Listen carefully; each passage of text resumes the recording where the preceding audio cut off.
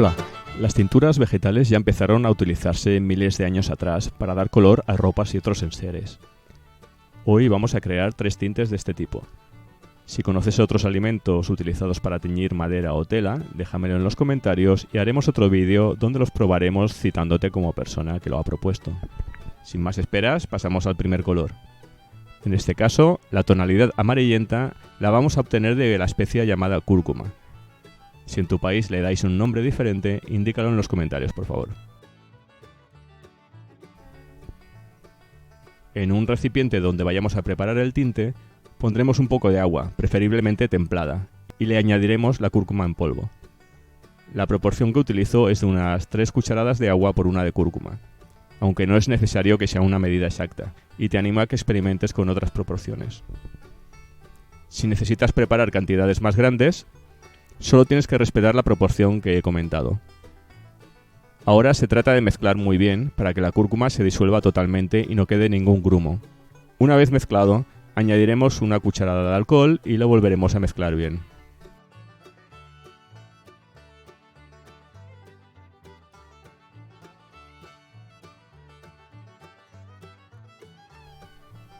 Voy a coger un pequeño trozo de contrachapado y vamos a aplicar el tinte. Puedes utilizar un pincel, una brocha o incluso empapar un trozo de tela de algodón para aplicar el tinte. Lo importante es que lo hagas de forma uniforme y en el sentido de la veta de la madera.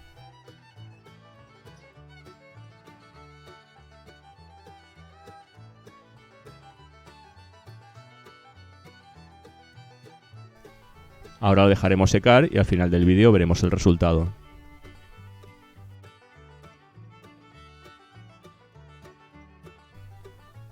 Mientras tanto, vamos a preparar el segundo tinte, que será utilizando el agua de hervir la col morada. Es importante que ese agua no contenga sal ni ningún otro componente como aceite u otras grasas. Puedes utilizar las hojas externas de la col que normalmente se desechan para preparar este tinte. Es importante que el líquido resultante quede bastante reducido o espeso, más de lo que quedaría el agua de cocción normal cuando preparas para comer. Por lo que si es necesario, retira la col y deja que el agua siga hirviendo para que evapore más líquido. Ya hemos pasado el agua de cocción por un colador y hemos dejado enfriar. Y mirad lo bonito que ha quedado de color. Añadimos un poco de alcohol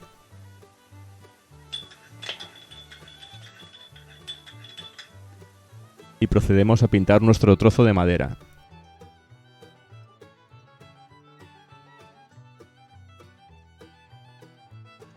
Si vemos que la tonalidad que está quedando no tiene la fuerza que esperamos, dejaremos secar y daremos una segunda capa.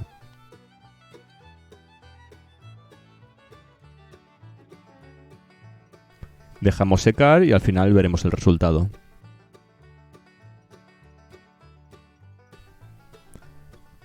Por último, vamos a utilizar la remolacha, que seguirá una preparación idéntica a la vista antes para la col morada, es decir, cocer hasta conseguir un agua algo espesa, colar, dejar enfriar y añadir alcohol.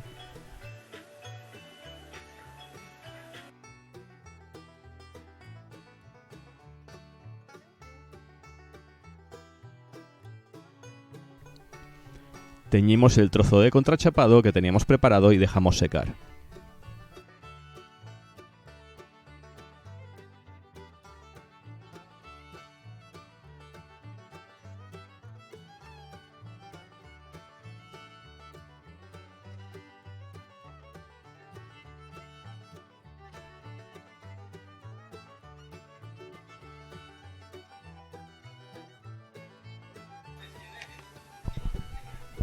Pues bien, una vez seca la primera capa, les he dado una segunda para obtener un color más sólido, y el resultado es este que ves.